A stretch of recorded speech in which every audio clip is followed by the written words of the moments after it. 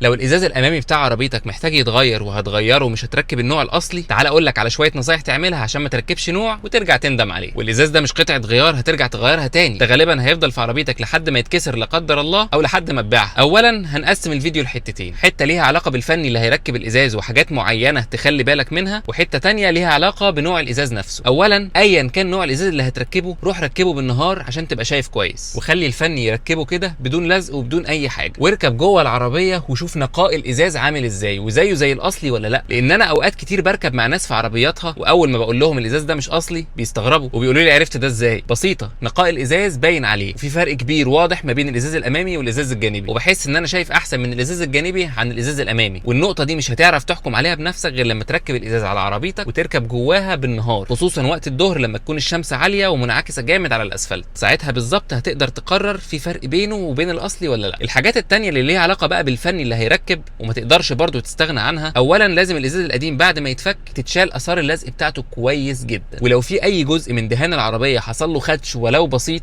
وده وارد بنسبه 90% يحصل، لازم يتم معالجته ببرايمر عشان يقفل على الصاج بتاع العربيه وما يبقاش معرض للرطوبه والهواء والميه بتاعه الغسيل، وده اللي بيخلي عربيات كتير تصدي من الاماكن اللي قدام دي. بيبقى صدى خبيث ما بيبانش غير لما يعمل برومه وياكل في الصاج اللي جنبه، وطبعا مش هتقدر ترجع للفني تاني لانه مركب لك الازاز من سنتين 3 فاتوا. في الحاله دي انصحك انت بنفسك تمشي بعينك وتدقق كويس جدا على اثار اللزق وتراجع وراه كويس جدا في النقطه بتاعه البرايمر دي، والفني المحترم هو اللي هيساعدك تعمل ده، مش هيبقى مستغرب ومتضايق وحاسس ان انت بتعدل عليه في شغله، لان حاجه زي دي مهما حصل هو هيشيل ايده منها بعدين ومش هيرضى يتحملها، خصوصا ان زي ما قلت لك اثرها هيبان بعد سنتين 3 ويمكن اكتر. ثانيا لازم تتاكد ان الازاز هيتركب بماده اسمها بولي يوريثين، او بالبلدي كده بيقولوا عليها سيكا، بس ما يبقاش سيليكون اسود وخلاص، لان الازاز غلط اصلا انه يتركب بالسيليكون، ولازم يتركب بالماده المخصوص بتاعته. ثالث واخر حاجه، بعد ما تركب الازاز بتاعك ما تجيبش عليه ميه ابدا لمده 24 ساعه، وده علشان اللزق بتاعه ينشف ويمسك مظبوط، ولو الجو شتاء يفضل يبقوا اكتر من 24 ساعه كمان. بس كده، لو وصلت بقى معايا لاخر الفيديو فانت ليك عندي سؤالين. اول واحد، ايه لازمه النقط السوداء اللي بتبقى موجوده على الاحرف بتاعه الازاز؟ ثاني سؤال، لو لا قدر الله مش عارف تفتح عربيتك وما قدامكش حل غير ان انت تكسر الازاز، تختار انهي ازاز تكسره؟ الازاز الجانبي الامامي ولا الجانبي الخلفي ولا الشراعه الصغيره بتاعه الازاز لو عربيتك فيها شراعه؟ مستني اجابتك في الكومنتات.